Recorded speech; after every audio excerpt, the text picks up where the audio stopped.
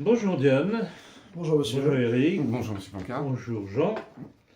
Je dirais pas bonjour à Blandine parce qu'elle n'est pas là. On va lui faire un petit coucou amical pour ses activités d'aujourd'hui. Bon, eh bien, on y va. Alors, l'actualité oblige, comment interprétez-vous le cafouillage d'Emmanuel Macron dans son hommage surprenant au maréchal Pétain? J'avoue que je ne sais pas comment interpréter, mais il s'est tiré une balle dans le pied, comme c'est pas croyable. Parce que qu'est-ce qu'il pouvait escompter d'une déclaration comme celle qu'il a faite? Il avait dit que, oui, tout de même, alors, le maréchal Pétain était un grand soldat dans la guerre de 14. Alors là, c'est un ignare, parce que le maréchal Pétain n'était pas maréchal, il était le général à ce moment-là. Donc, petit, petit détail tout de même historique.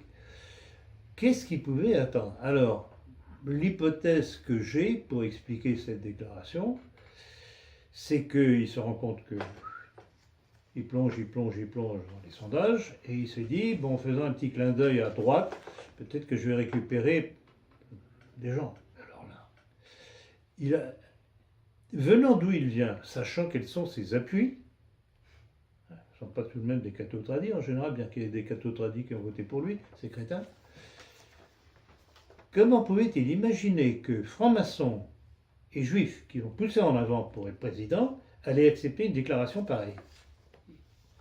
C'est un crétin, en plus. C'est hallucinant. C'est un inculte. C'est hallucinant.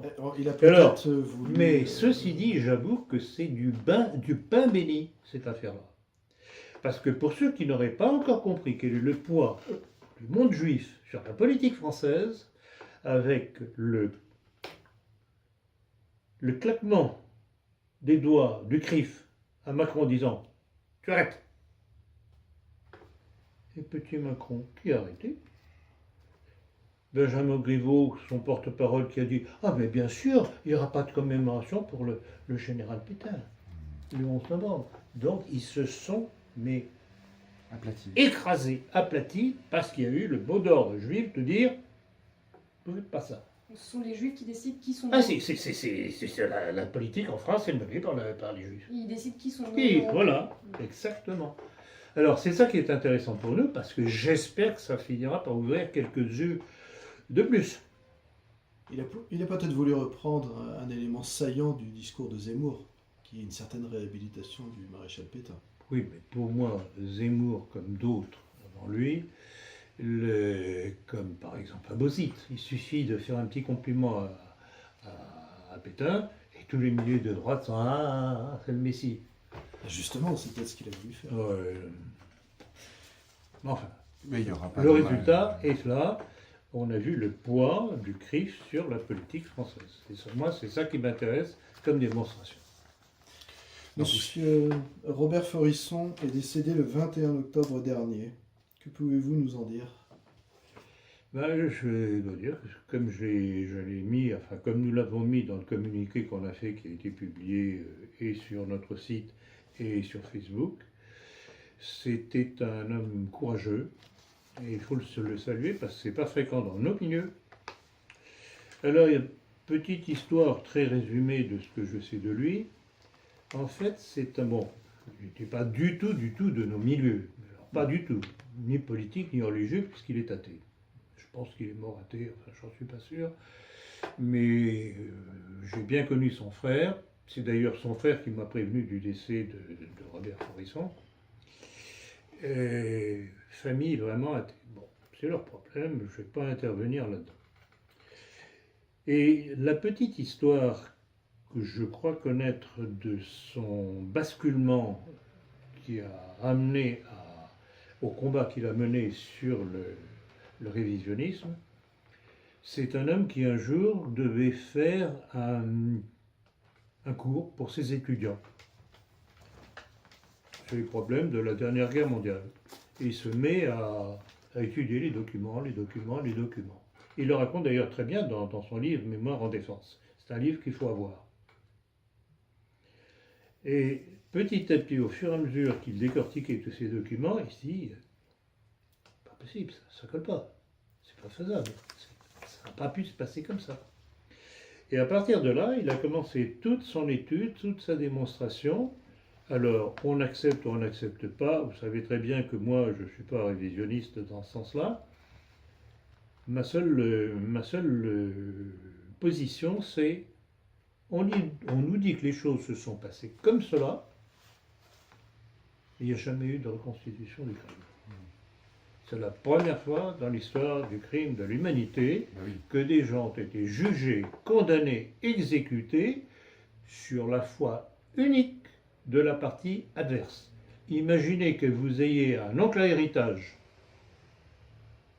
qui meurt de façon quelque peu étrange, qu'une partie de la famille dit ah mais il a été assassiné par l'autre partie de la famille qui devrait elle aussi hériter. Est-ce que c'est comme ça que ça se passe en réalité, dans la vie normale? Non. Il y a une enquête, on essaye de voir si l'arme du crime correspond bien à la plaie que l'on a trouvée, la balle que l'on retrouve, qu'on ne retrouve pas, quelle est l'arme qui a tiré, si c'est un poignard, quel type de poignard, etc. Toute une enquête, là, non. On croit uniquement la parole de la partie adverse. Oui, mais la partie adverse était le vainqueur. Et en plus de ça, c'était les vainqueurs, bien Ouais, entendu. évidemment. Donc il y a un problème intellectuel là, et scientifique. Moi, en tant que scientifique, je ne peux pas accepter. Donc j'attends tout simplement Et reconstituer. la reconstitution. C'est tout. Alors, que pensez-vous de l'arrestation de membres de la droite dite extrême qui auraient préparé une action contre le président de la République? Alors dans ce genre d'histoire, moi je n'y crois que si ça réussit. Je trouve que cette histoire-là qui nous a été montée, je pense que c'est un montage, arrive très à propos pour essayer de faire plaindre ce pauvre petit président de la République qui est en si mauvais état dans les sondages. Et puis toujours, alors là ça a fait certainement plaisir au CRIF, là. Un coup l'extrême droite. Alors j'ai vu, je crois que c'était hier soir en rentrant à l'hôtel, j'ai décrypté tous les messages que j'avais reçus. On dit qu'ils avaient l'intention de le poignarder. Ah. Bon, j'y crois pas. Comme César. Pour répondre, oui, je n'y crois pas. C'est venu trop à propos dans l'état dans lequel se trouve Macron aujourd'hui. Non, j'y crois pas. Et encore une fois, je vous dis, je ne crois pas aux attentats que l'on annonce, je pense aux attentats qui réussissent. Dans un entretien à Valeurs Actuelles, l'ancien ministre de l'Intérieur Gérard Collomb établit clairement un lien entre l'immigration et l'insécurité. Il évoque même une situation de partition du territoire si la situation ne change pas d'ici 5 à 6 ans. Que vous inspire le constat de M. Collomb et que pensez-vous de son remplacement par Christophe Castaner? Alors j'avoue que cette déclaration de Collomb m'a surpris parce que Collomb n'était pas réputé, pas oublier tout de même qu'il est membre du Grand Orient. Petit détail. Donc il n'était pas particulièrement réputé pour être un grand défenseur de la France française, voulant éviter l'immigration et disant bon là, ça suffit, ça suffit, ça suffit. J'ai été assez étonné. J'avoue que je ne comprends pas très bien son parcours. Je comprends pas. Je ne peux pas dire autrement, je ne comprends pas, je constate. Je suis heureux qu'il ait fait cette déclaration. Je suis heureux qu'il ait dit sa façon de penser à la façon malpolie d'Édouard Philippe qu'il a fait poireauter pendant 20 minutes au moment de la passation des pouvoirs. Et il lui a bien envoyé dans la figure une bonne claque aller-retour. Personnage complexe, Collomb, je sais pas. Les gens peuvent changer. Donc c'est à mettre à son crédit. Je n'ai pas d'explication particulière pourquoi il a fait ça. Bon, en soi, c'est positif. Vous ne pensez pas qu'il aurait démissionné en constatant Alors, il est possible aussi. inefficacité? Bon, je pense, oui, c'est une bonne question, Diane. Je pense qu'il a démissionné pour probablement 2 raisons. L'une, qu'il en avait marre de se faire tapoter la joue par Macron. Vous savez, Macron, quand il est avec quelqu'un, même un interlocuteur qui n'est pas d'accord avec lui, il aime bien le toucher, le tapoter comme ça. Il y a un problème chez Macron. Et alors, l'autre aspect, c'est que probablement, justement, sur ce plan de l'immigration, alors que Macron s'est On ouvre toutes les portes, genre Sarkozy et Hollande, toutes les portes à l'immigration, on augmente les pompes aspirantes, et pour une raison que je ne connais pas, Colomb a dit, bon maintenant ça suffit, moi je ne marche plus dans la communauté.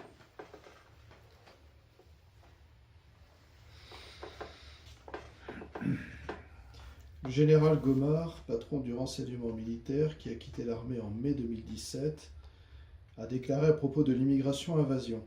Cette invasion de l'Europe par les migrants est programmée, contrôlée et acceptée. Rien du trafic migratoire en Méditerranée n'est ignoré des autorités françaises, militaires et civiles. Que pensez-vous de cette déclaration courageuse pour une fois de la part d'un haut gradé militaire? C'est le moins qu'on puisse dire, mais le problème c'est qu'il a fait alors qu'il était à la retraite. Je crois. Hein. Cette déclaration est ancienne, elle est de 2015, je crois. 2017. Elle est de 2017. Mai 2017. Et il avait démissionné en 2015. Je ne sais pas. On n'avait peut-être Non. pas parlé dans un entretien. Enfin, peu importe. La déclaration en elle-même est très intéressante. On ne peut que le féliciter. Mais c'est la démonstration que cette immigration est voulue par le pouvoir politique. Tout simplement. Puisque le renseignement militaire français donne tous les éléments d'appréciation au pouvoir politique, qui n'en fait aucun compte et qui continue à laisser venir encore et encore et encore tous ces migrants, immigrés, tout ce qu'on... Appelons-les comme on voudra. Il a quitté l'armée pour rejoindre le privé en mai 2017, justement. Peu importe. Donc, ce qui est intéressant, c'est sa déclaration, qui est une pierre dans le jardin de Macron et compagnie. On continue un petit peu dans cette même lancée. Le général Philippe de Villiers a prévenu... Non, Pierre. Ah, c'est Philippe. Il y a marqué Philippe. Alors, Pierre de Villiers a prévenu Macron que l'armée serait incapable de faire face en cas de soulèvement des banlieues. Si ça pète dans les banlieues, on n'est pas capable de faire face. On n'a pas les moyens de faire face. On n'a pas les hommes. Selon vous, l'armée est-elle à ce point inefficace? Alors, je ne dirais pas qu'elle est à ce point inefficace, mais je crois que les seules unités combattantes qui pourraient faire face à une insurrection des banlieues n'est pas en France. Elle est sur différents théâtres d'opération, dont la Syrie, dont des pays africains. Et alors, je pense aussi que le général de Pierre de Villiers, qui crie toujours après avoir des crédits supplémentaires pour du matériel et des hommes, je pense qu'il a aussi noirci un petit peu la situation. Mais il est certain que si les banlieues explosent, ça va être chaud. Et il faut dire aussi, on va revenir encore sur nos milieux, c'est ce que souhaite Zemmour et compagnie. Oui. Ils veulent la guerre civile. Oui. Ils veulent la guerre civile parce qu'ils veulent que, comme tous les juifs, ils veulent que les catholiques se battent pour eux. Que ce soit le chaos et puis qu'on voit des militaires à tous les coins de rue. Voilà. Rappelez-vous le mot cruel, j'en parlerai dans ma conférence cet après-midi, le mot cruel, méprisant d'Édouard Drummond dans son livre La France juive, à propos des soldats français, fils de mère chrétienne, qui avaient dû se faire tuer pour faire valoir les droits des usuriers en Algérie. Il faisait allusion justement à la répression contre l'insurrection du Bachaga Simokrani, à cause du décret Crémieux. Tout se tient, tout est logique. Quand on sait attraper l'histoire par le bon bout, tout se déroule d'une façon tellement logique que c'est flagrant, ça crève les yeux. Encore faut-il qu'on ne se mette pas des lunettes opaques sur les yeux pour ne pas voir, et des bouchons dans les oreilles pour ne pas entendre. La poutre dans l'œil. Pour Laurent Wauquiez, il faut une droite qui permette d'arrêter cette vague populiste. Que pensez-vous de sa déclaration? Je ne peux pas l'applaudir, ça c'est certain. Ceci dit, je comprends. Je comprends parce que, comme Fillon, il est confronté aux mêmes attaques de la part des mêmes qui ne veulent absolument pas, n'ont pas voulu de Fillon parce qu'il a fait des déclarations qui rappelaient le rôle de Clovis et de Jeanne d'Arc dans l'histoire de France. Ce sont des choses qui ne passent pas. Wauquiez a fait des déclarations aussi qui ne plaisent pas du style qu'il est pour l'Europe des patries. ne sont pas des choses admissibles pour le mondialisme. Donc il est sur la sellette, et il n'y a qu'à voir jour après jour toutes les attaques dont il est l'objet.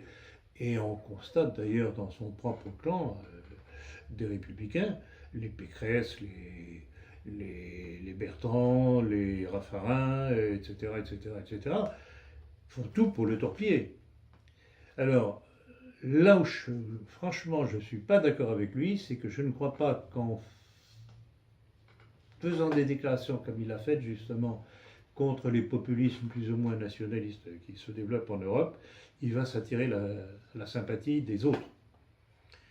Il faut affirmer clairement ce que l'on pense, ça passe ou ça casse. Mais essayer de se faire ami-ami avec tout le monde, c'est s'asseoir entre deux chaises. Et ça ne marche jamais. Et Fillon en a fait l'expérience. Soutenez-vous les manifestations qui auront lieu le 17 novembre prochain contre la hausse des taxes du carburant? C'est évident, d'abord, puisque j'en suis moi-même un victime, entre autres, comme nous tous. Et puis, deuxièmement, tout ce qui peut affaiblir le pouvoir est bon pour nous.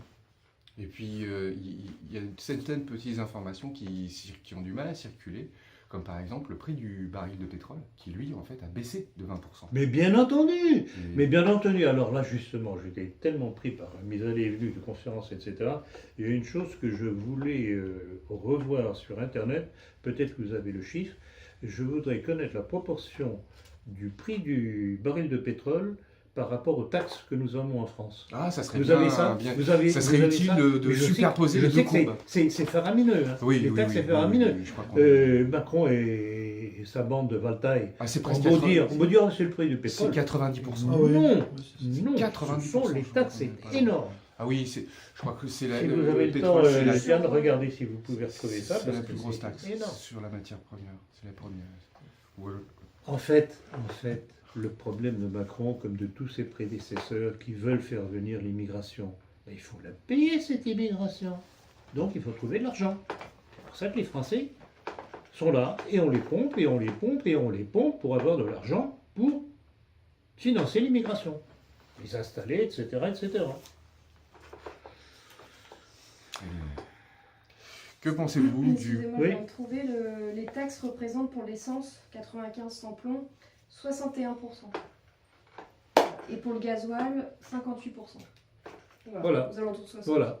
pour les taxes. Voilà, vous réduisez ce chiffre de moitié déjà, donc vous verrez comment le prix dégringole à la pompe. Encore une autre petite information. C'est-à-dire que là, ils viennent de mettre à l'eau, dans les grands chantiers de Saint-Nazaire, je crois, ou autre, un super tanker qui, lui, quand il, si vous voulez, le véhicule, enfin, pour véhiculer le déplacement, en fait, ça polluerait comme 6 millions d'automobiles ou 5 millions d'automobiles. Les porte-conteneurs. Ouais, les porte-conteneurs. Ça se calcule en millions d'automobiles. Alors, qu'est-ce qu'ils Oui, mais invoquent alors, à la fin par Qu'est-ce qu'ils rapport à- invoquent à par la rapport fin à ça, j'ai vu que vous aviez. On m'a passé une question là-dessus, ou une information plutôt, comme quoi pour diminuer la quantité de carbone dans l'atmosphère, dans le monde, il faudrait que les Blancs cessent de faire des enfants. Les Blancs. Oui, c'est une nouvelle tendance de l'écologie, la dénatalité. Donc voilà. Donc les Blancs, Oui. pas les autres, les Blancs. Qu'est-ce qu'ils vont Donc faire c'est après vraiment une entreprise de suppression de la race blanche. Alors, que pensez-vous du coup de sang de Mélenchon lors de sa perquisition par le fisc au siège de son parti, sa suspension temporaire du Grand Orient, qui a suivi ces événements? Bon, c'est du cinéma. C'est du cinéma. Bon, je comprends que la façon dont la perquisition a été faite, avec une unité spéciale, si j'ai bien compris, parce qu'ils étaient en tenue de combat, casqués, c'était invraisemblable. C'était vraiment un grand cinéma, et de part et d'autre. Donc, au cinéma de cette intervention de la police chez lui, cinéma, et sa réaction, C'est cinéma du aussi. cinéma aussi. Cinéma aussi. Bon, en plus de ça, bon, on pourrait le plaindre, dire oui, vraiment, c'est scandaleux. Bon, on serait tentant de le faire, mais quand j'ai vu sa déclaration haineuse au sujet du maréchal Pétain, je dis, ben, mon vieux, dégage. C'est normal, c'est un Dégage. contexte, hein. Ben oui, oui, bien sûr. Et j'avais quelques petites choses à ajouter aussi. Mélenchon. Qu'est-ce que je... on en Ça reviendra parlera peut-être plus tout à tard, l'heure. En visite au Vietnam, Édouard Philippe a voulu rendre hommage au chef communiste Ho Chi Minh. Cet hommage n'est-il pas déplacé, voire même anti-français? C'est comme tout ce qu'ils font, tout ce que le pouvoir fait, c'est anti-français. Ces gens, ouais. Opère. du fait de leur appartenance certainement quelque peu maçonnique ou l'influence qui joue sur eux, même s'ils ne le sont pas, n'est pas nécessaire d'être franc-maçon pour être anti-français, anti-catholique, etc. Il suffit d'obéir aux forces qui gouvernent la France, avec le CRIF. Donc il est évident que c'est une déclaration anti-française. Les combattants qui se sont fait massacrer à Dien Bien Phu. Alors Dien Bien Phu, justement, chaque fois que je pense à ce, je me dis, mais quel est le sacré connard militaire qui a fait enterrer nos troupes dans une cuvette? Stratégiquement, c'est une chose qu'on ne fait jamais. On prend les crêtes. C'était voulu aussi, je pense. Je suppose. Ou alors vraiment c'est une bêtise. C'est invraisemblable. Beaucoup d'hommes qui étaient Non, sur ce les terrain. malheureux se sont battus, mais comme des héros, et cette espèce de salopard de Édouard Philippe vient leur cracher la figure Ouais. en faisant l'hommage à Ho Chi Minh. Mais au départ de ça, il y a une erreur militaire, mais flagrante. La Nouvelle-Calédonie a choisi de rester française. Quel avenir peut-on envisager pour les dom-toms gangrénés par le chômage? Eh bien, je suis assez pessimiste parce que tout est fait pour larguer la Nouvelle-Calédonie. Et ils annoncent d'ailleurs un nouveau référendum dans 4 ans. Ben, c'est l'histoire, c'est l'histoire du vote L'Union européenne, de l'Union européenne Oui. contre la Constitution. la Constitution européenne, justement.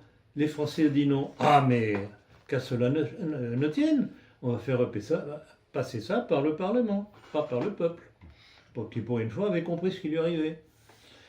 Donc c'est toujours la même chose. Alors, sapristi, la Nouvelle-Calédonie, j'ai plusieurs connaissances qui ont vécu là-bas qui m'ont dit mais c'est un paradis là. C'est un paradis, il y aurait moyen de développer le tourisme, donc ça ferait des rentrées. En plus de ça, c'est un pays qui est riche en minerais, notamment en nickel. En nickel, c'est un des plus gros producteurs du monde, je crois, en nickel. Mais que fait la France pour mettre ça en valeur? Non, ils attendent que d'autres viennent se servir. Ça. Alors, quand je voyais la déclaration de Macron disant qu'il était bien heureux que les néo-calédoniens aient choisi de rester dans la France, je leur ai foutu des baffes. Comme hypocrite, il n'y a pas pire. Que pensez-vous de l'entretien de Nicolas Sarkozy dans Le Point, qui estime que l'assassinat de Jamal Khashoggi, c'est ça, je le prononce correctement, ne correspond pas à l'image qu'il s'est fait du prince héritier Ah, saoudien. comme c'est dommage. Ça ne correspond pas à l'image qu'il en avait. Ah, bon. Ah.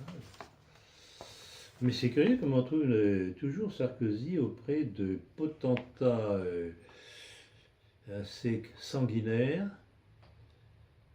leur conseiller, parce qu'apparemment il a été un des conseillers. Mhm. Voilà, ben, c'est tout le personnage de l'individu en question. Donc c'est vraiment regrettable, il n'avait pas perçu le personnage. On va pleurer avec lui. Puis il atterrit au tribunal, il ne sait pas trop pourquoi non plus. Dans un entretien accordé à Ouest France et publié le 31 octobre, Emmanuel Macron dresse un parallèle entre la situation des années 30 en Europe et celle que nous vivons aujourd'hui. L'occasion pour le chef de l'État de lancer un appel à être lucide et résister. Comment analysez-vous cette déclaration? Qu'il l'a faite sous la dictée du CRIF, une fois de plus. Parce que à la limite, c'est quoi? Les années 30, c'est quoi? C'est la montée des nationalismes en Europe. Partout, partout, partout, partout.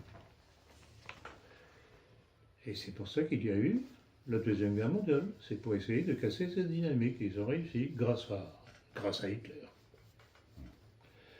Grâce aux bêtises accumulées d'Hitler, personnage très complexe que je pense avoir pas trop maltraité, pas le personnage, mais le sujet, dans mon livre Bonaparte, Hitler, Poutine.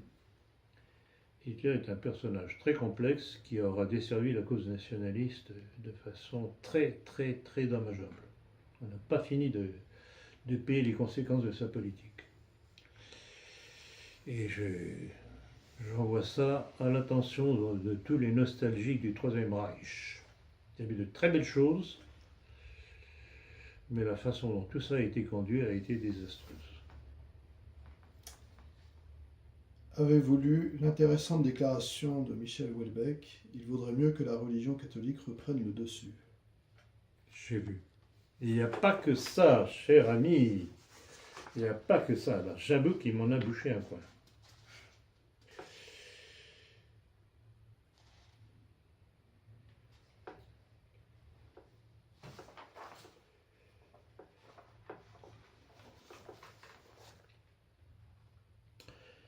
Bon, c'est pas trop long, je vais vous lire ça parce que ça vaut tout de même, ça vaut la peine. Venant de quelqu'un comme Houellebecq, ce qu'il a été et ce qu'il est en train de devenir, c'est très très très intéressant. Alors voilà une partie de sa déclaration. Je considère l'état de l'Occident du point de vue de deux critères que mon histoire intellectuelle m'a amené à considérer comme fondamentaux: la démocratie et la religion. Je suis prêt à voter pour n'importe qui, pourvu qu'on propose la sortie de l'Union européenne et de l'OTAN. J'y tiens beaucoup. Je n'avais pas été d'accord avec le livre d'Éric Zemmour, Le suicide français. Dans l'histoire récente de la France, il y a quelque chose qui relève non pas du suicide, mais bel et bien de l'assassinat. Et le coupable de cet assassinat n'est guère difficile à découvrir, c'est l'Union européenne. À l'intérieur du monde occidental, l'Europe a choisi un mode de suicide particulier qui inclut le fait d'assassiner les nations qui la composent. Donc, je pense que vous vous rappelez un petit peu du personnage de Houellebecq. C'est pas tout à fait un des nôtres. Hein. Non. T'es plutôt pro-israélien. Ah ben évidemment. Donc il a fait une démarche, etc. Et alors son coup de pied aux fesses de Zemmour, j'avoue que j'ai apprécié. Parce que Zemmour défend aussi le catholicisme. Ah oui, Mais dans des limites très talmudiques. oui, en prenant Israël, oui, bravo. Non mais faut pas rire quand même. Israël, vraiment, il prend les catholiques et les gens de droite pour des crétins, et il n'a pas tort d'ailleurs. Quand on voit comment il marche dans la combine, il n'a pas tort. Vraiment, ce sont des crétins, pour ne pas dire un autre mot. Bon, petite réserve quant à la déclaration que je viens de lire sur Houellebecq. Il dit l'Union européenne. Oui, il a raison. Mais qui est derrière cette démarche de l'Union européenne? Ce sera peut-être sa prochaine étape de compréhension. Le projet de service militaire d'Emmanuel Macron est quelque peu étrange. Pourriez-vous nous le détailler et nous l'expliquer? Alors le détailler, c'est difficile à le faire, parce que c'est assez nébuleux encore, mais la seule chose que je veux bien souligner, c'est que ce soi-disant service militaire, qui aura lieu je crois sur 3 mois ou quelque chose comme ça, service militaire de 3 mois, je voudrais bien qu'on m'explique, sera fait non pas sous l'égide de l'armée, mais sous l'égide de l'éducation nationale. C'est un service civil, quoi. Alors c'est quoi? C'est une entreprise de plus de formatage des petits Français à partir de 16 ans. Tout simplement. Voilà. Alors, petite question. Est-ce que les filles aussi devront faire ce service militaire? Si oui, est-ce qu'il y aura des chambrées filles, des chambrées garçons, ou bien tout ça sera mélangé? Alors, question subsidiaire, y aura-t-il un distributeur de capotes à l'entrée? Il y aura certainement en fait une clinique pour se faire avoir. C'est du n'importe quoi, mais vraiment, c'est pourrir, déformer les esprits. Systématiquement. Excusez-moi, moi, ce que je remarque là-dedans, parce que justement, en fait, par ma génération, comme enfin, maintenant ça me fait 47 ans, Au départ, dans les années 80, on nous parlait d'intégrer donc la diversité, d'intégrer les immigrés. Là, en entendant des choses pareilles, j'ai l'impression qu'en fait, on est en train d'intégrer les Français à l'immigration. Mais bien entendu. C'est ça en fait. Mais bien entendu, puisque maintenant Blanquer veut qu'il y ait des cours d'arabe dans les écoles. Ouais, c'est Bien ça, entendu. c'est ça. Bien entendu. C'est il y a une chose à laquelle je n'ai pas suffisamment répondu tout à l'heure à propos de Colomb, qui parlait de partition. Mais rappelez-vous, c'était la grande idée que certains, et notamment cette espèce de personnage très douteux de Jean-Jacques Suzini avaient proposé à l'époque. C'était la partition en Algérie. Bon, maintenant, c'est pas en Algérie, ça va être en France. Donc il y aura un territoire, selon ce que disait Colomb, que je trouve tout de même très suspect sous cet aspect-là, un projet de partition en France pour avoir une France musulmane, à côté d'une France encore catholique. Mais non, mais vous ne vous rendez pas compte de cette entreprise de destruction systématique, pan par pan, non seulement industrielle, de l'agriculture, etc., mais de perte de territoire. Je ne sais pas si... Enfin, peut-être qu'on va en parler tout à l'heure. Si on n'en parle pas, je reviendrai là-dessus. Encore un autre sujet très important qu'il faut traiter. Je vous écoute. Alors que de nombreux analystes financiers alertent sur une probable crise financière en provenance des États-Unis à l'horizon 2020, qui serait plus catastrophique encore que celle de 2008, alors que dans la perspective d'un krach obligatoire, nombre de pays se délestent de leurs bons du Trésor américain, la France, elle, a acheté en avril 2017 et août 2018 plus de 51 milliards de dollars de dettes américaines. Votre commentaire ? Ben, ça rejoint ce que je viens de dire. C'est-à-dire qu'on va faire peser sur les Français l'effondrement prévisible Du dollar. Du dollar, de tout ce qui l'économie. va avec. Ce sont les Français qui vont devoir payer pour ça. C'est donc, encore une fois, une entreprise de destruction de la solidité de la Maison France. Comme si nous, on n'était pas assez endettés. Comme si on n'était pas assez endetté, comme si on n'empruntait pas à tire-larigot, qui va payer ses emprunts. Mais c'est ce qui a entraîné la livre turque dans les bas-fonds, là. C'est exactement ça, c'est qu'en fait, les Turcs avaient principalement pris des obligations américaines. Et... Bon, alors là, c'est obligation, c'est pas la même chose, ça, ce sont des dettes. Pas la même chose. Ce sont des dettes. Ouais. Donc, la France se charge d'aspirer une partie des dettes américaines. Bonjour les dégâts.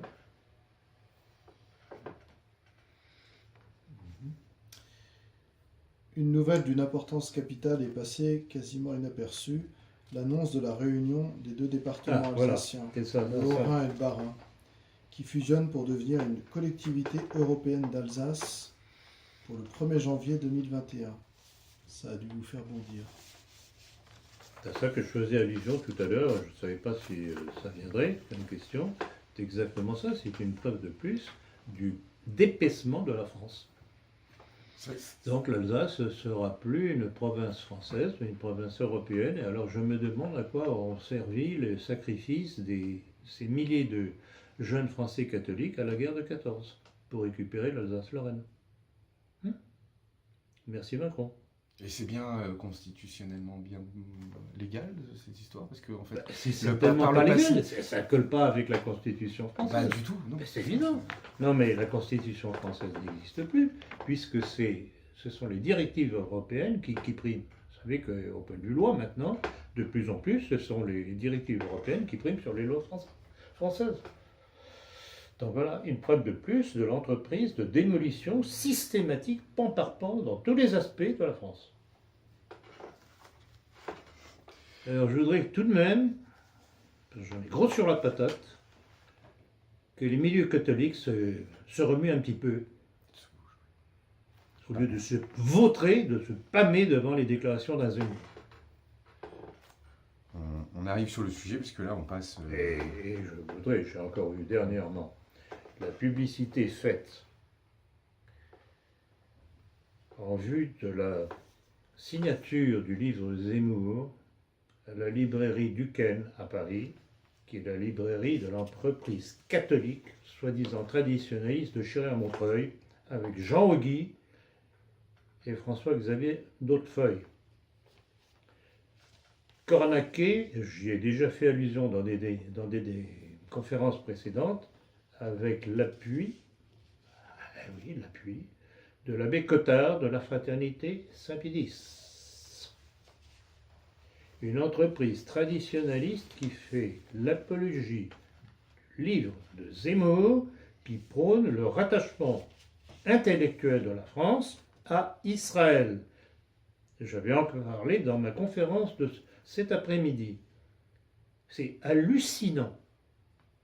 Le degré de soumission. C'est une trahison de la part de ces gens-là, je dis bien Chiré-à-Montreuil,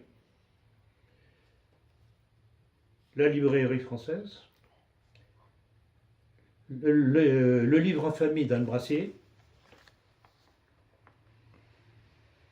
Tous font la publicité au livre de c'est une trahison de ce que représente la France de par son héritage catholique au départ du baptême de Clovis. Je le martèle sur tous les tons. On va continuer sur l'actualité dans nos milieux, et je pense qu'il y a vraiment à en dire, hein, comme vous l'avez fait remarquer. D'ailleurs, avez-vous entendu parler du discours d'Alain Escada, président de Civitas, lors de la 12e journée de synthèse nationale? On se demande ce qu'il faisait là d'ailleurs. Et le 14 octobre 2018 à Rungis.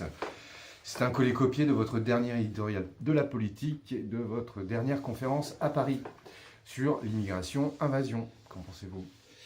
Ah ben j'ai apprécié, à sa juste valeur. Il y a eu plusieurs de mes correspondants qui m'ont dit « Avez-vous entendu le discours d'Escada ?» J'avoue que je ne l'avais pas vu, j'y suis allé pour me rendre compte. J'avoue que c'est assez impressionnant. C'est vraiment un copier-coller de ce que... C'était le numéro avant-dernier, je crois, de la politique, et de ma dernière conférence à Paris sur l'immigration. Et alors, je suis très heureux pour lui, et il a été fortement applaudi. Vous me permettrez de prendre ces applaudissements pour moi. Non mais, écoutez, comme bande de focus, ils sont pas mal. Hein.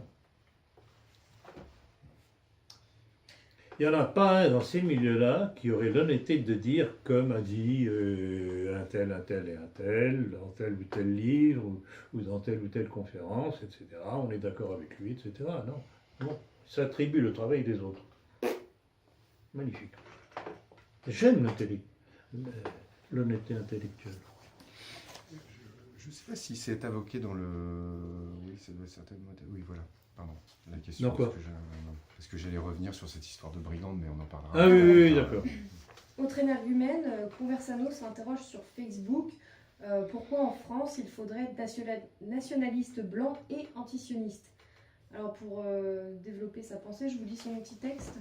Oui, très volontiers. Alors, presque tous les leaders populistes du moment ont été pris en photo avec un drapeau israélien derrière eux, ou ont prononcé des phrases qui vont dans le sens d'un soutien clair à Israël. À partir de ce constat, on peut faire deux analyses. Les nationalistes blancs au pouvoir, Trump, Orban, Salvini, même s'il n'est que ministre de l'Intérieur, Bolsonaro, Kurz, ont compris que les Juifs avaient gagné en Palestine et qu'il valait mieux les soutenir diplomatiquement afin d'éloigner le soupçon d'antisémitisme qui flotte toujours au-dessus des partis d'extrême droite, tout en pratiquant la politique la plus nationaliste possible dans leurs pays respectifs. Penser que tous ces dirigeants sont vendus à la cause sioniste et qu'ils ne font pas du bien à l'Occident et aux Européens, même s'ils donnent l'impression du contraire. En gros, ils seraient stupides ou tout simplement des traîtres. De nombreux dissidents porteurs de voix restent sur la seconde analyse en France. Et ceux qui ne le sont pas vivent une étrange contradiction. Trump portant la kippa devant le mur des lamentations est favorable à ce que Jérusalem devienne la capitale d'Israël. Ça c'est bien, c'est un fin stratège. Mais la position du UFN, F de souche, Génération Identitaire, Riposte Laïque, Soit Vélo sur le même sujet, là ce n'est pas bien, ce sont des traîtres et des infiltrés. En France, il faudrait être nationaliste blanc et antisioniste. Pourquoi ? Bon, alors, vous savez que j'ai eu quelques mailles à partir avec Conversano, qui voulait m'inviter, et j'ai dit niet quand j'ai vu ce que cet individu représentait. Alors, ce qui est intéressant avec lui, c'est que tantôt il est sioniste, européiste, donc européiste ça veut dire mondialiste tout de même dans la démarche, tantôt brusquement, il essaye de faire un petit clin d'œil plus ou moins nationaliste. Mais c'est du blabla, c'est du baratin. C'est pas clair, il louvoie. C'est une espèce d'anguille. Il se rend compte que son truc, ça marche pas. Alors, il y a aussi une chose sur laquelle je voudrais revenir. Le nombre de gens de nos milieux, de leaders de nos milieux, qui se sont précipités à son invitation. Tous.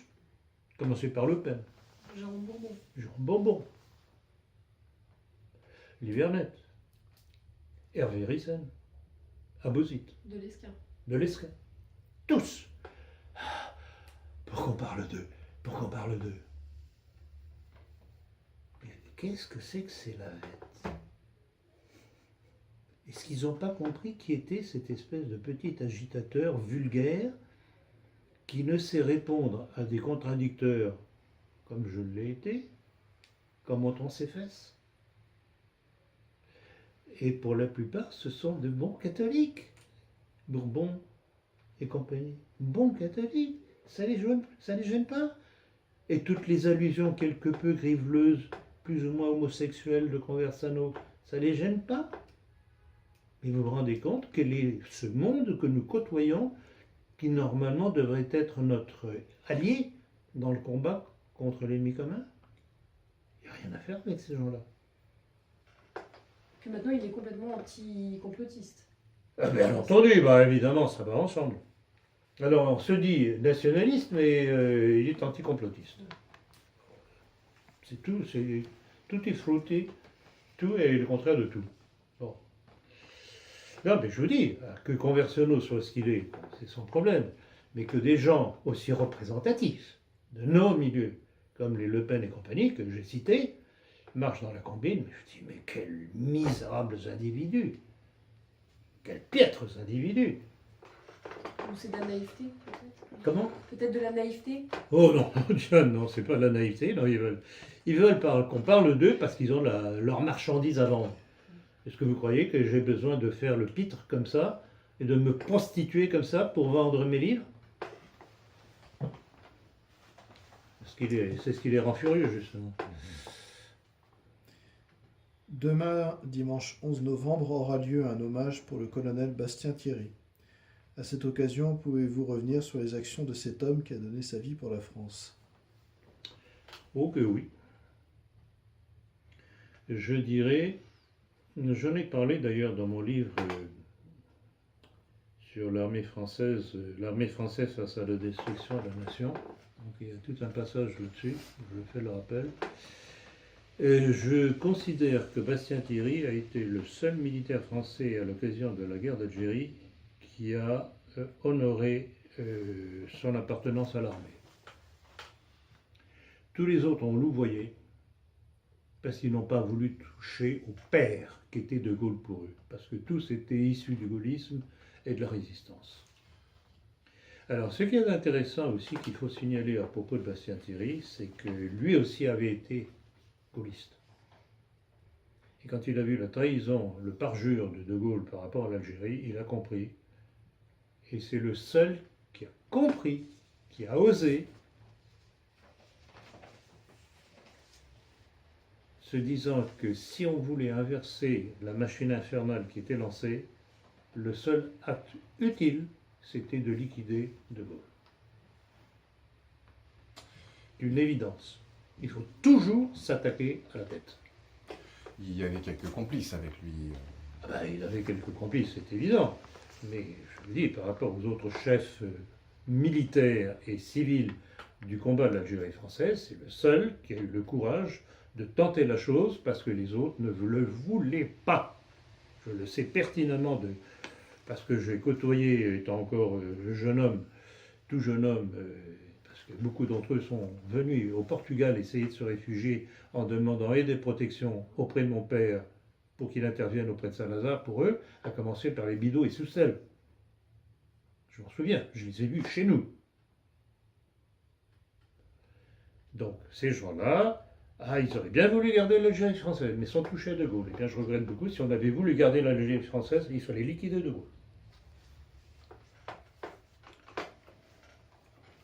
Maître conférencier en physique à l'université de Pau, François Roby a été sanctionné par son université sur l'ordre du CRIF. Avez-vous un commentaire à faire sur...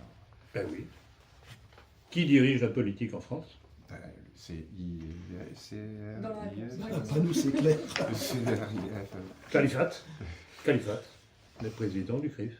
Califat. Encore une fois, clac, et hop. Le malheureux. Pourquoi?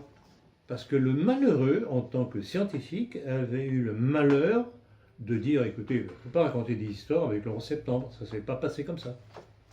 C'est Voilà. physiquement impossible. C'est impossible, techniquement impossible. C'est ce que je dis, que j'ai déjà dit, mais quasiment immédiatement après le 11 septembre, dans mon livre Le complot mondialiste. Il y a 2 chapitres là-dessus. Je développe toute l'affaire. Avis aux amateurs, il faudrait s'informer un peu plus. Puis lui, il parle d'autorité vu qu'il est physicien. Hmm. Il parle d'autorité vu qu'il est physicien. Mais oui, ben oui, en plus de ça, c'est son domaine. Oui, oui. Mais là, il ne faut pas dire ce qui ne doit jamais être dit. De plus en plus, la politique met son nez dans les sciences, dans l'éducation, enfin, je veux dire, dans des domaines où auparavant, en fait, le rayon d'action s'arrêtait à partir du moment où, en fait, il y avait une constatation technique et scientifique. Elle n'était pas discutable. Cher ami, bon, je comprends très bien votre dialectique.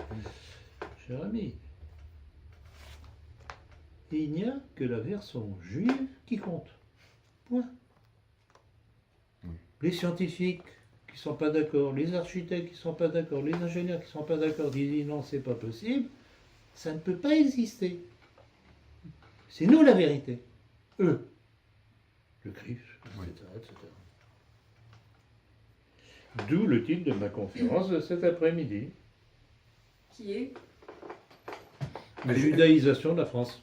Ça serait pas un petit peu inspiré d'un livre À peine. de À peine. Je ne fais que prendre la relève. voilà. Non, mais écoutez, on nous casse les pieds avec l'islamisation de la France. J'ai trouvé assez amusant de faire un petit clin d'œil en disant la judaïsation de la France parce que l'un explique l'autre. Il faudrait, enfin, on va prévenir évidemment nos abonnés que s'il y avait un petit problème sur notre chaîne YouTube, si tout ça évidemment n'était pas suffisamment digeste pour notre partenaire qui nous diffuse la vidéo. Il y a toujours des solutions de rechange. Toujours. Oui. Toujours. Il faut simplement vouloir ne pas se taire. Bon, ça sera un contretemps. Antoine Duvivier, secrétaire des Brigands, explique pourquoi il a tabassé le directeur de Rivarol, Jérôme Bourbon, il y a un an. Nous voudrions que Bourbon cesse de faire la propagande du négationnisme, car cela met une ombre sale sur les courants nationalistes qui se retrouvent épinglés antisémites malgré eux. Mais Bourbon est buté dans ses convictions rétrogrades. Un commentaire ? Oui, très volontiers.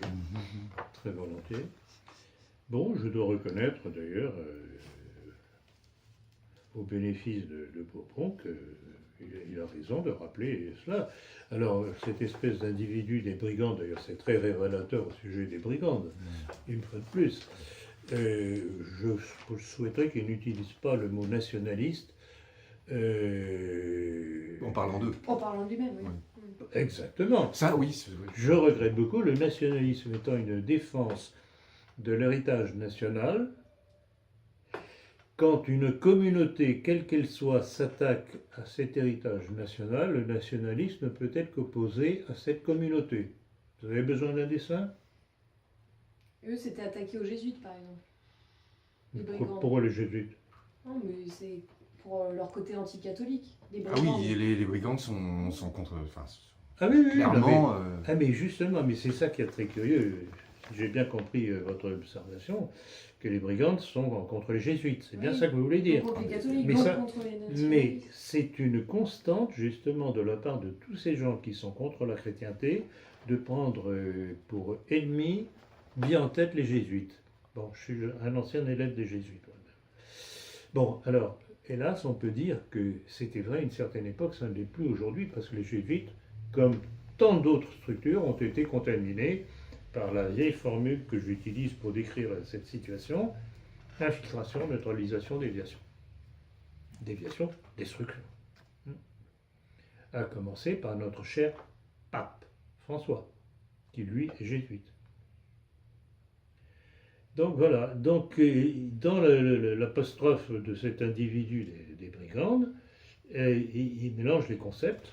Le nationalisme ne peut être qu'antisémite, dans la mesure où le monde juif combat, cherche à détruire notre héritage national. C'est élémentaire.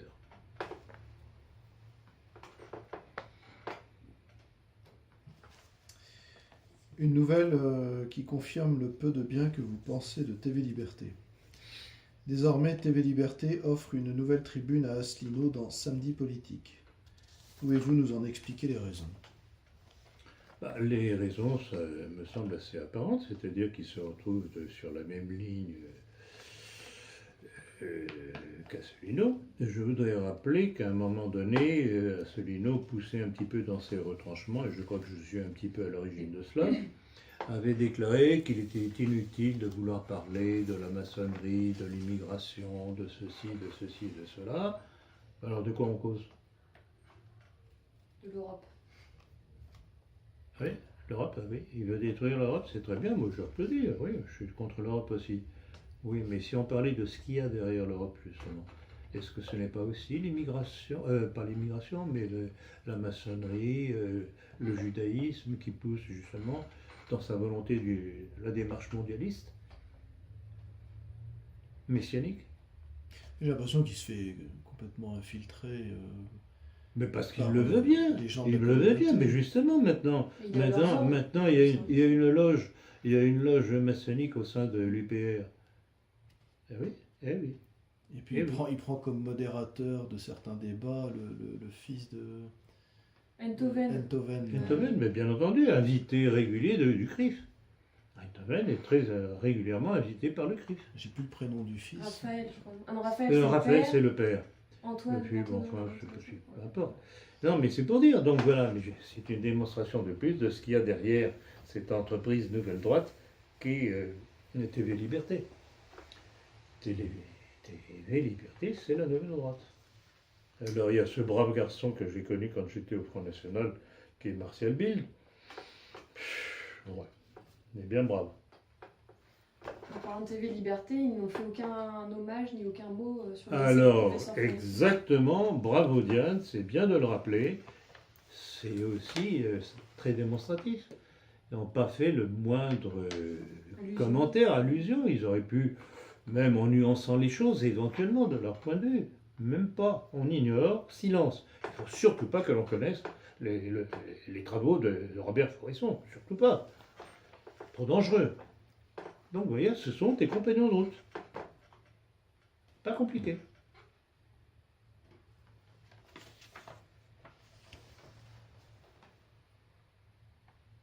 Excusez-moi, hein, je cherche la Le question. 26. Alors, oui, 26, pardon. Alors, pour qui allez-vous appeler à voter pour les prochaines élections européennes? Question piège. Ben, je crois que je serai obligé, avec mes amis, à faire voter pour Wauquiez. On n'a pas le choix. Même cas de figure qu'avec Fillon. Bon, j'ai un petit peu évoqué la chose tout à l'heure en répondant à une de vos questions. Ce qu'il y a d'intéressant dans la démarche de Wauquiez, enfin pas tellement sa démarche, enfin si, c'est tout de même sa démarche, parce que c'est ce que les autres lui reprochent, c'est la droitisation des Républicains. Et c'est là-dessus que je table, c'est là-dessus que je tablais quand j'ai appuyé et que j'ai pris contact avec François Fillon, qui m'a répondu. Je tablais justement sur une droitisation des Républicains, de façon à nous rapprocher, si jamais ils arrivent au pouvoir, si Fillon était arrivé au pouvoir, si Wauquiez arrivait au pouvoir, ça nous rapprochait du pouvoir. Et je pense très sérieusement à faire prochainement une conférence dont le titre serait « Réflexion sur la conquête du pouvoir ». On ne va pas y arriver par un coup d'État. Avec qui? Avec les Le Pen, les Bourbons et compagnie? Ceux qui vont se prostituer devant un conversano? Il ne faut pas rêver. Hein? Ou alors les rigolos que Macron nous dit qui ont planifié un attentat contre lui. Il ne faut pas rigoler. Seul moyen, si un jour on peut conquérir le pouvoir, ce sera par étapes successives. Mais ça, j'y reviendrai plus longuement à une autre occasion. Excusez-moi en fait, parce que là je repense à cette histoire de Mélenchon tout à l'heure. Vous pensez pas qu'en fait derrière tout ça il y a quand même une droitisation, je dis bien une droitisation des loges. Est-ce que Non, je crois pas. Je crois pas. Même pas. Non, genre, même pas. Puisque justement, le Grand Orient lui fiche sa justice maçonnique aux fesses. Non, non, non. Et j'avais déjà remarqué une chose, c'est pas la première fois que c'était au moment du deuxième tour des présidentielles. Mélenchon n'avait pas voulu donner l'ordre de voter pour Macron. Et déjà, il s'était fait taper sur les doigts. Donc vous voyez bien quelle est la ligne maçonnique de Macron. Les loges, dont le Grand Orient notamment, voulaient que tous les candidats qui n'étaient pas au deuxième tour rapportent leur voix sur Macron. Bon. Alors, autre chose aussi qui joue contre Mélenchon, c'est curieux parce que je crois savoir tout de même qu'il est d'origine juive marocaine, c'est qu'il est pro-palestinien. Donc vous voyez tout de suite l'affrontement avec le CRIF et les milieux juifs. Donc là, je ne suis pas d'accord avec vous pour une fois. Il n'y a pas de droitisation des loges, rassurez-vous. Imaginez aux prochaines élections présidentielles françaises, Marion Maréchal Le Pen face à Mélenchon. Pour qui est-ce que vous... Je ne pense pas que ce soit un cas envisageable. Lequel est le moindre mal? Ah, je serais plutôt Marion, ça c'est évident. Mais là encore sujet à pondération en fonction de ses déclarations à ce moment-là. Rien n'est jamais acquis. Oui, mais ils vont trahir, parce que là... Écoutez, je rappellerai encore une fois tout de même qu'elle a commencé son deuxième parcours politique aux États-Unis devant les néoconservateurs juifs américains. Alors il y a une chose en sa faveur, et je l'ai signalé je crois lors du dernier entretien, c'est qu'elle n'a pas voulu marcher dans la combine de Bannon, qui veut rassembler tous les mouvements souverainistes européens sous la bannière d'Israël, encore un. Donc c'est du Zemmour bis. Question suivante. Question suivante. Dans son nouveau livre Le mystère Clovis, De Villiers a déclaré au micro de Réinformation TV: la hiérarchie de l'Église catholique avec le pape François a décidé d'imposer la société multiculturelle à toute l'Europe. Que vous inspire cette déclaration? Alors bon, je pense à la phrase de Philippe de Villiers, pas très claire. Je pense qu'il regrette cette position de François. Oui, il la dénonce. Je pense qu'il la dénonce. Bon. Ça me semble évident. C'est encore heureux. Alors, le titre de son livre, par contre, ça m'interpelle. Pourquoi le mystère Clovis? De Marchand de Clovis est d'une simplicité biblique. Je rappellerai ma conférence sur justement du baptême de Clovis aux valeurs de la République, entre autres. Qu'est-ce qui se passe? Chef barbare, aux ordres de Rome. C'est ça qui a eu une énorme influence. Qui, à l'occasion d'une bataille, il était venu prêter main forte à un de ses collègues, et sur le point d'être battu. Et il se rappelle que son épouse, Clotilde, qui était catholique, lui avait dit le Christ, etc. Et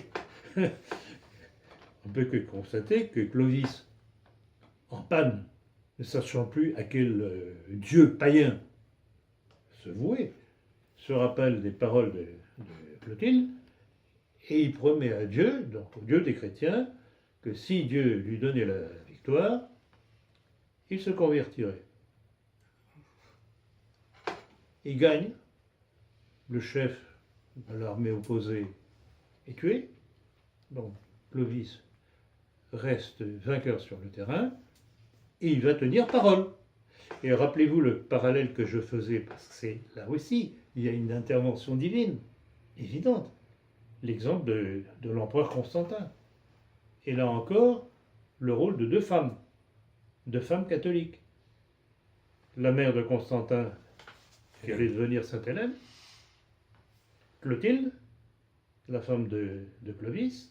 Et dans les deux cas, c'est à cause de l'influence du message de chrétienté que ces deux femmes avaient fait passer l'une à son fils Constantin, l'autre à son mari Clovis, que la France est devenue, d'abord que la chrétienté Rayonner.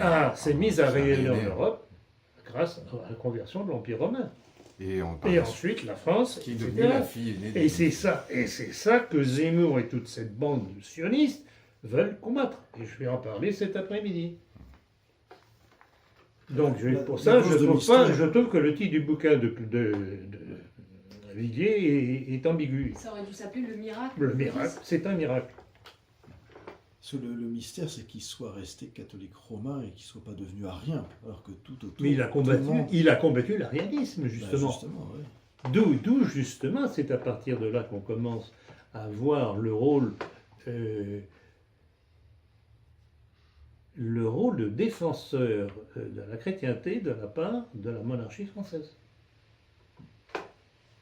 L'un des premiers actes de Clovis a été de démolir l'arianisme, qui était cette hérésie du Monarius. Donc vous voyez, c'est ça, et c'est exactement cela que la révolution dite française a voulu détruire. C'est cela que les héritiers de la révolution dite française, qui est maçonnique et juive, avec ses héritiers d'aujourd'hui, c'est-à-dire les Zemmour et compagnie, veulent continuer à détruire. Parce qu'ils trouvent que ce n'est pas encore détruit. Et rappelez-vous le parallèle que je faisais aussi avec cet autre juif, Vincent Payon, quand il disait dans le titre de son livre, la Révolution française n'est pas terminée. Ils n'ont pas encore suffisamment fait le ménage pour détruire la France. Parce que l'arianisme aurait rendu la France et toute l'Europe occidentale, d'ailleurs, tout à fait perméable et au judaïsme. et à Mais l'islam. bien entendu. Parce que dans Mais bien l'arianisme, le entendu, Fils mais n'est pas bien Dieu, le entendu. Saint-Esprit n'est De pas toute Dieu. façon, comme disait le rabbin que j'ai cité à de multiples reprises, pour les juifs, l'islam, c'est leur balai. Et heureusement qu'un certain nombre de musulmans commencent à comprendre. Je vous garantis que je me demande si je ne vais pas finir par avoir plus de soutien du côté musulman que du côté français catho. C'est invraisemblable. La proportion est... Invraisemblable. On va continuer sur la même lancée. En dépit de multiples déclarations d'Éric Zemmour sur le destin commun entre la France et Israël, beaucoup, comme Hervé Ryssen, dont les travaux sur le judaïsme sont pourtant très salutaires, continuent de soutenir Éric Zemmour, n'hésitant pas à approuver le personnage. Comment expliquez-vous cela? D'autant que Hervé Ryssen semble énormément apprécier le maran et crypto-maçon Henri de Lesquen. C'est une information que j'ai eue tout dernièrement par un de nos amis qui a eu une discussion récente avec Hervé Ryssen. Il en était sidéré. Donc Ryssen, qui, bon, on le sait, qui lors de ses déclarations assez récentes avait dit que Zemmour était quelqu'un de parfaitement fréquentable. Je pense pas me tromper. Il l'apprécie. Il l'appréciait. Ça peut surprendre quand même, surtout quand on connaît l'œuvre d'Hervé Ryssen. C'est tout de même assez... Il n'apprécie pas tout quand même. Non, mais c'était très Ouais, mais nuancé, enfin, hein. je n'aime pas les gens qui tortillent comme ça. Non, non, non, non. Il s'est justifié dans une seconde. Oui, c'est ça, oui. Non, il a senti le vent du boulet passer. À mon avis, il a senti le vent du boulet passer. Et alors, l'autre chose, alors là, qui m'a sidéré, c'est que, apparemment, Ryssen s'est vanté de recevoir des chèques de Lesquen. Ah bon, ça, Et le plus beau, c'est que d'après l'information que j'ai, il avait demandé à la personne qui m'a informé à avoir les données que j'ai données des déclarations de Lesquen, comme quoi la déclaration des droits de l'homme de 1789 est l'acte de baptême de la nation française. Donc on ne peut pas dire que Ryssen ne sait pas qui est Lesquen. C'est pathétique. C'est pathétique parce que j'ai de l'estime pour Ryssen, pour les livres qu'il a. Je les ai d'ailleurs, je crois, tous.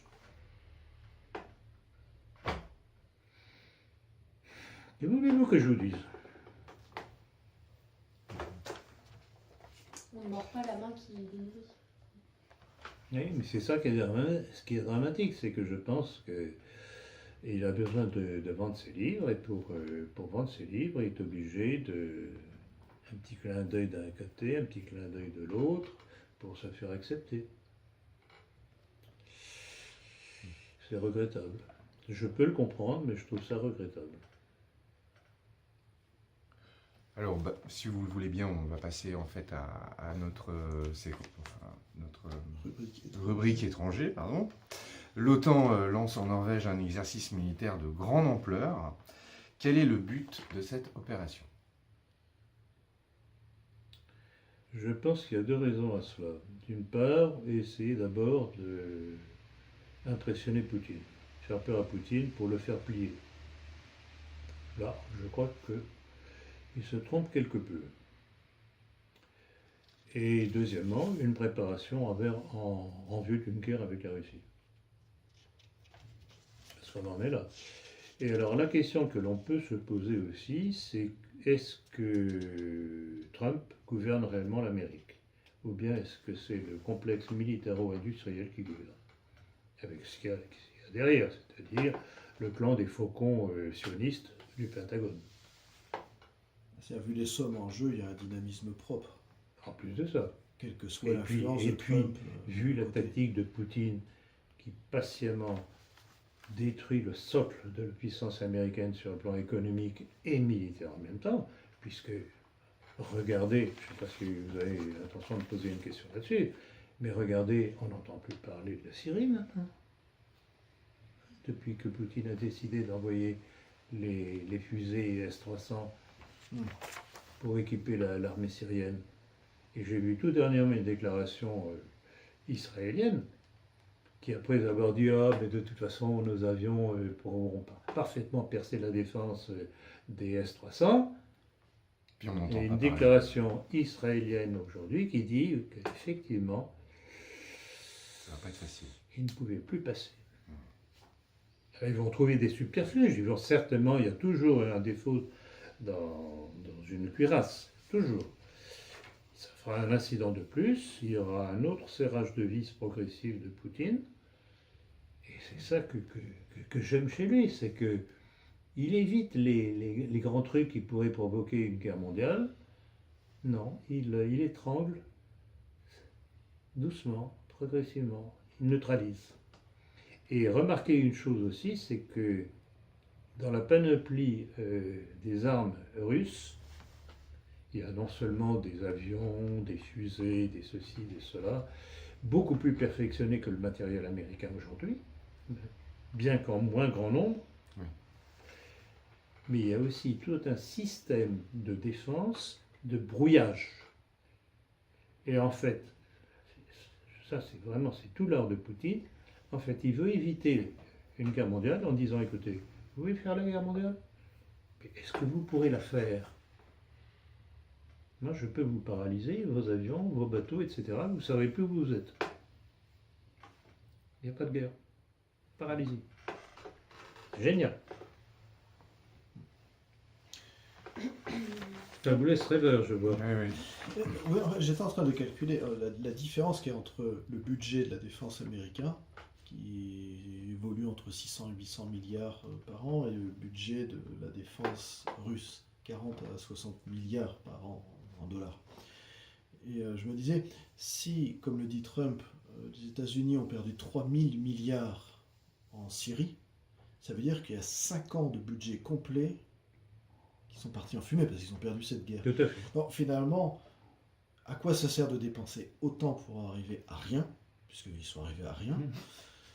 Finalement, leur budget, si on regarde bien avec toutes les guerres perdues, et puis aussi toutes les gabegies, parce que j'ai l'impression qu'il y en a quand même un certain nombre, c'est bien. en fait, leur budget n'est pas si élevé que ça à la fin. Il y a Entre les guerres perdues et les pertes, les gabegies. D'ailleurs, à propos de guerre perdue pour la Syrie, parce qu'effectivement, rappelez-vous ce que j'avais dit quand Alep avait été repris. Ça signe l'arrêt de mort de... J'avais dit que ça signait l'arrêt de mort de la démarche mondialiste. Ça a été un tournant. C'était un tournant. Et il y a tout un jeu. Alors, je voyais encore une nouvelle en regardant les messages que j'avais reçus par mes correspondants invraisemblables qui m'alimentent en informations. Et les talibans sont à Moscou pour discuter avec Poutine. Oui, ça serait en fait une réconciliation entre l'Afghanistan et la Russie. Parce qu'ils Alors ont c'est été extraordinaire pendant 12 ans en parce guerre. que justement c'était les talibans qui avaient mis les Russes soviétiques à la porte, aidés par les Américains. Et maintenant on va vers une alliance russe-taliban contre les Américains. Et c'est toute la tactique de Poutine, c'est extraordinaire. Oui, puis ces Afghans, Il ils ont est- tout intérêt. Hein, ils ont tout c'est- intérêt. Il est plein d'humour en plus. C'est plein d'humour, c'est exactement ça, il est plein d'humour. Il se moque, il se fiche de la gueule des Américains comme c'est pas permis. Vous nous avez foutu du temps de l'Union soviétique à la porte de l'Afghanistan. Nanana. Maintenant, c'est vous qui allez dégager.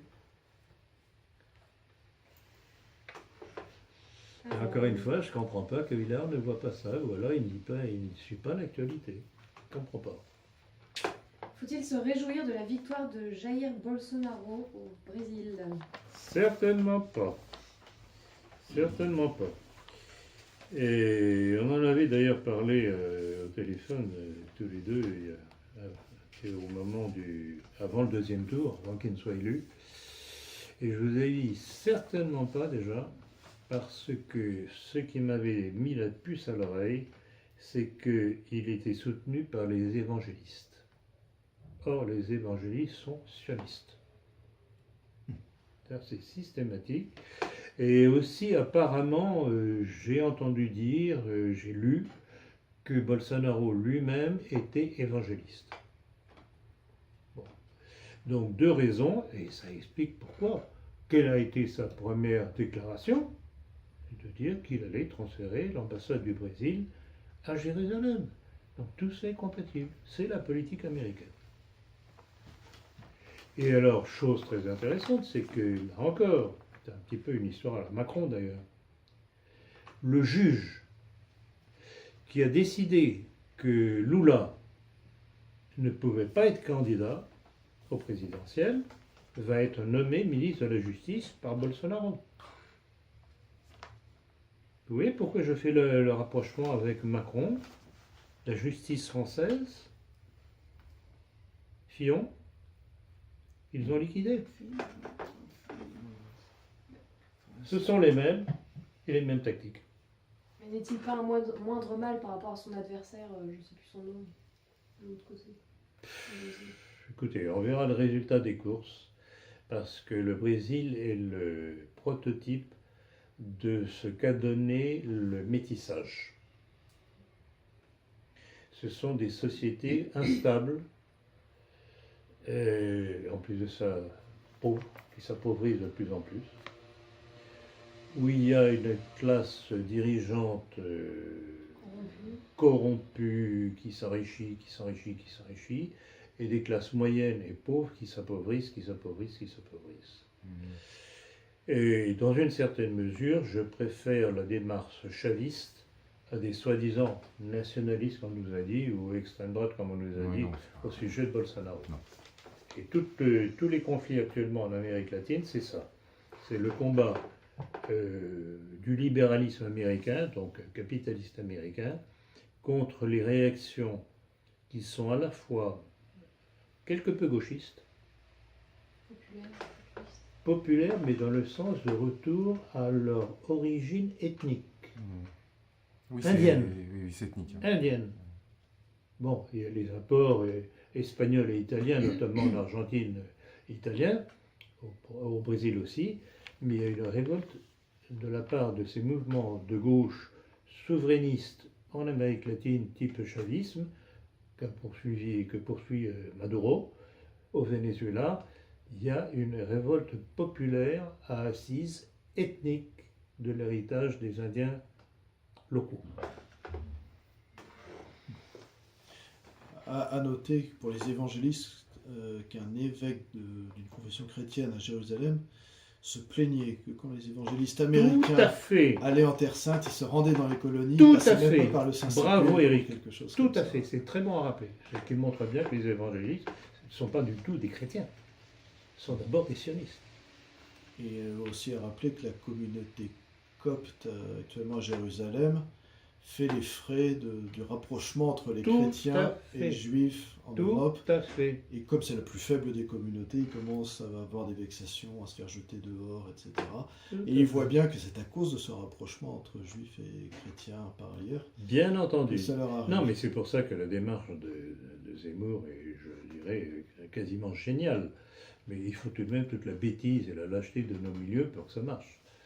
Mais il travaille très très bien pour la cause sioniste, juive et sioniste, parce que faut pas venir me dire, ah, il y a le judaïsme d'un côté, il y a le sionisme de l'autre. Quand vous avez un Dominique Strauss-Kahn qui vous dit ma patrie c'est Israël et d'autres qui font des déclarations de la même chose, c'est la même chose. Judaïsme, sionisme, c'est la même chose. Ce sont les deux visages de la même chose.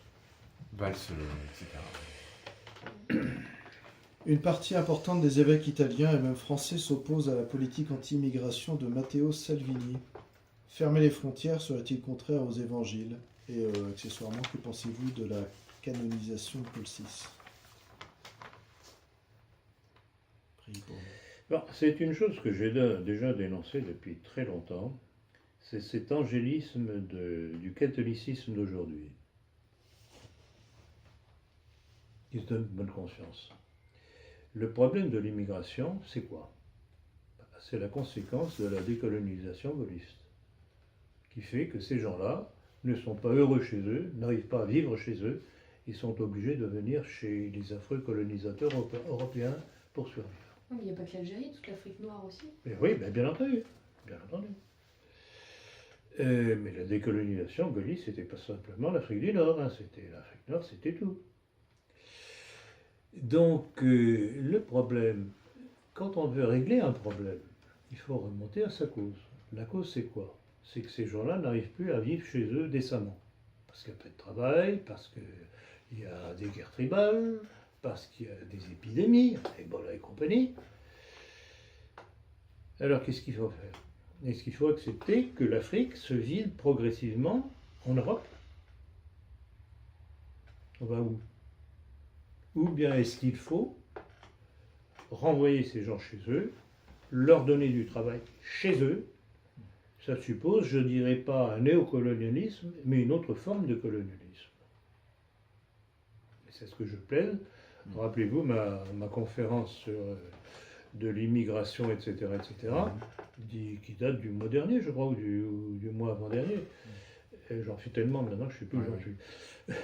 Mais donc, voilà, c'est là. Donc, les pleurnicheries catholicardes d'aujourd'hui, il y en a marre. C'est pas comme ça qu'on règle les problèmes. Alors, on culpabilise les gens en disant « Ah, vous ne voulez pas les accueillir, vous êtes de mauvais chrétiens. » Non. On fait des déracinés de ces gens-là parce que qu'est-ce qu'on leur offre? Des taudis. Vous avez vu ce qui se passe à Marseille? Hein? C'est occupé par des squats, des gens qui ne savaient pas où loger, des immigrés. Ah oui, non mais... Là, des allées, il fallait voir les photos de ces immeubles, c'est invraisemblable. C'est ça qu'on leur offre? C'est ça être chrétien? Non mais il faut être sérieux quand même. Ces gens, si on veut avoir l'amour du prochain, c'est chez eux qu'il faut les aider. Bien sûr.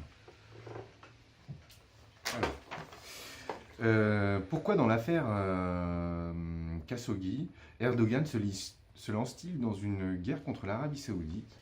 Bon, Erdogan, c'est un personnage intéressant aussi. Je dirais pas que c'est un petit peu un type à la Poutine.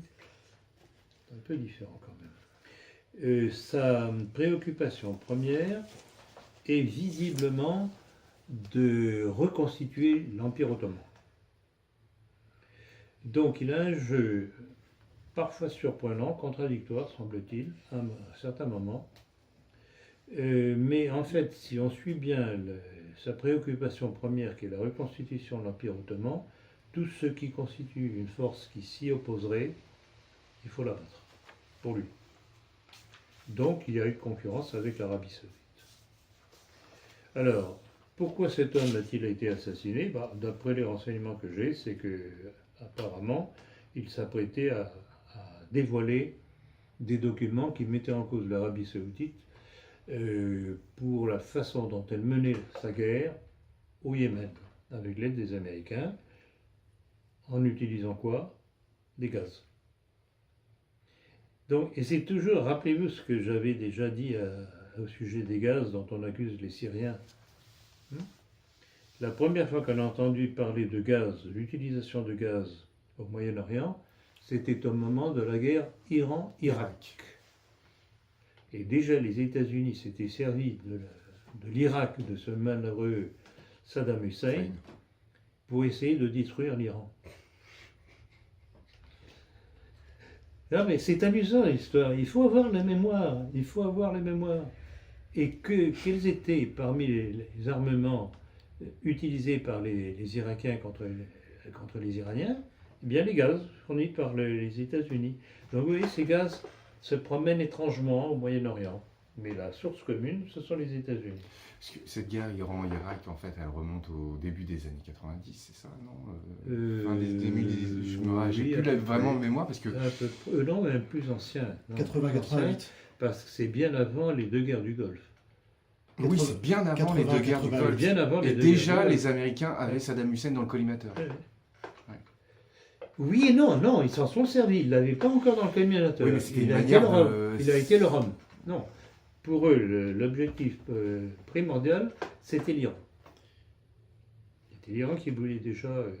Et pourquoi Et pourquoi voulait-il détruire l'Iran en servant de l'Irak? Pourquoi ont-ils détruit l'Irak après? Parce que c'était deux pays tout de même assez bien constitués, assez bien armés, obstacle à l'expansion d'Israël. C'est aussi simple que cela.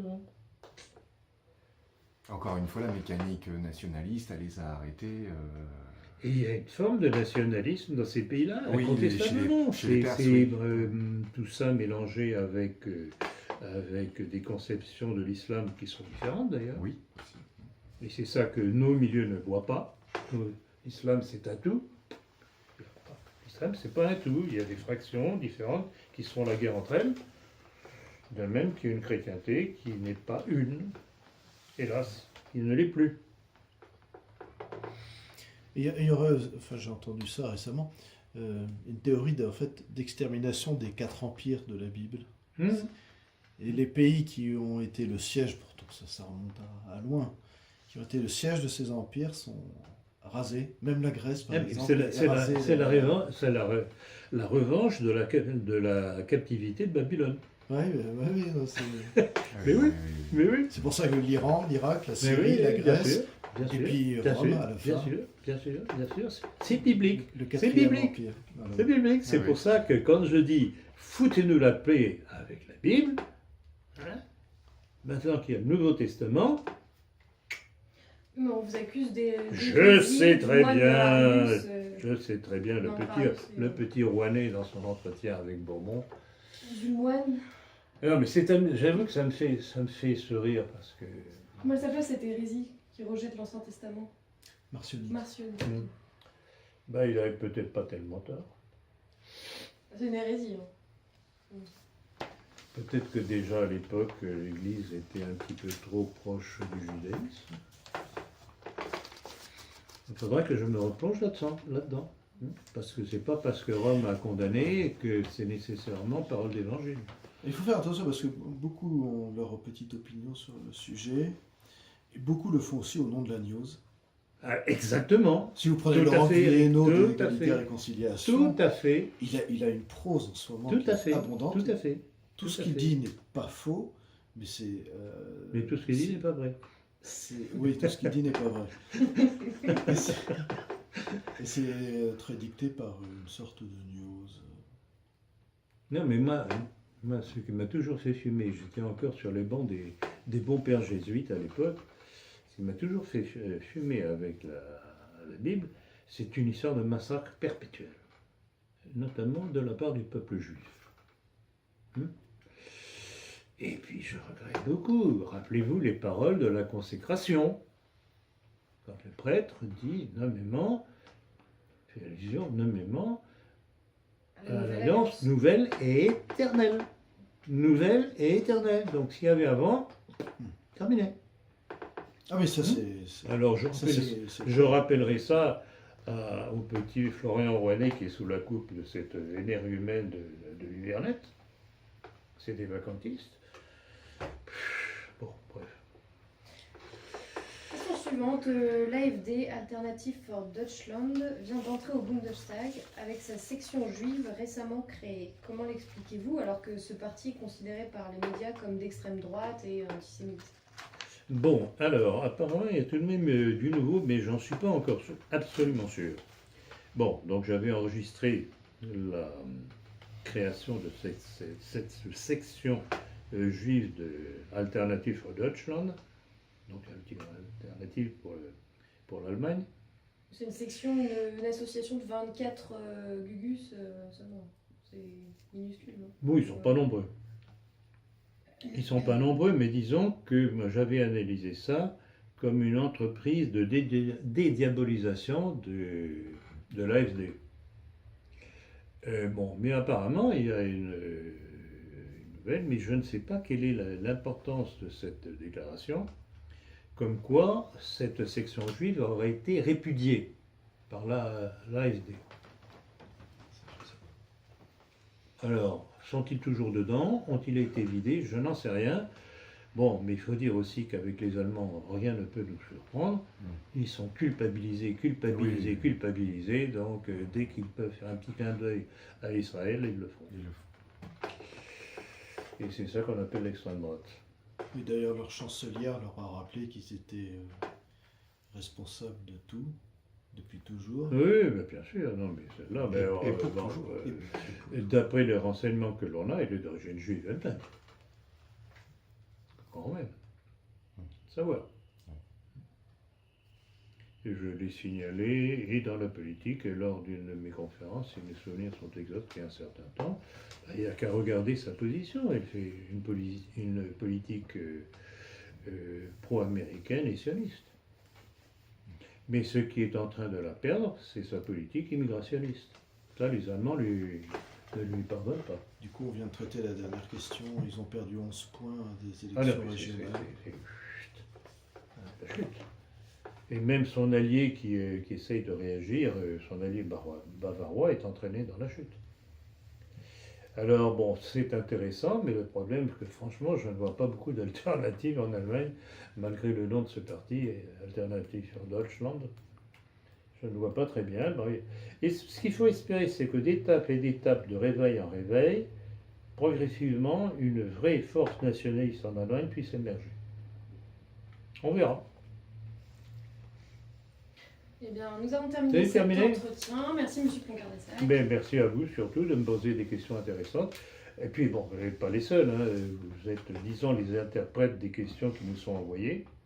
Et vraiment, merci, merci à tous ceux, toutes celles qui nous envoient des questions, des projets de questions, que l'on remanie tout de même un petit peu, de toute façon, ce ne soit pas trop long non plus comme question, parce qu'il faut faire court. Mais vraiment, et j'insiste encore une fois, on ne peut pas réaliser à quel point notre force de frappe découle de toute cette somme de correspondants et correspondantes que nous avons aux 4 coins de France et du monde. Ah oui, à propos, j'avais oublié de vous lire une déclaration que j'ai reçue tout dernièrement d'un de nos abonnés des États-Unis. Cher Monsieur Ploncard-Dessac, un mot concernant votre apostrophe politique d'abord, dans la nécessité de repolitiser avant d'évangéliser. Je puis en témoigner, car ayant été éloigné de par mon éducation républicaine de tout catéchisme, c'est par la politique, c'est-à-dire par l'étude de ceux qui nous gouvernent, que j'ai commencé à prendre conscience de la responsabilité de nos ennemis dans la destruction de la France. Croyez-moi, moi qui suis fils de franc-maçon, petit-fils d'un grand-père gaulliste, insultant généreusement à chaque fin de repas le maréchal Philippe Pétain, ayant été choyé par la laïcité, n'ayant connu à l'école que des amis majoritairement de race, de culture et de religion différentes, et étant l'époux d'une femme venant d'une famille juive ashkénaze américaine, vous avez raison. En conclusion, et tout en observant que c'est la force fortitude comme vertu morale qui manque cruellement aux catholiques. Secouons-les en leur criant « politique d'abord ». Je le remercie, je pense qu'il écoutera parce qu'il suit, je sais qu'il suit mes conférences et entretiens. Vraiment, je tiens à lui tirer mon chapeau pour sa démarche, parce que pour se dégager de ce magma dans lequel il était, Ah oui. il faut du courage. Ouais. Voilà. Le message que cet homme a tenu à me transmettre et que je transmets à mon tour aux catholiques, il ferait bien d'en prendre la graine. Merci à vous. Merci à Monsieur eux. Blanquer. Merci. À bientôt.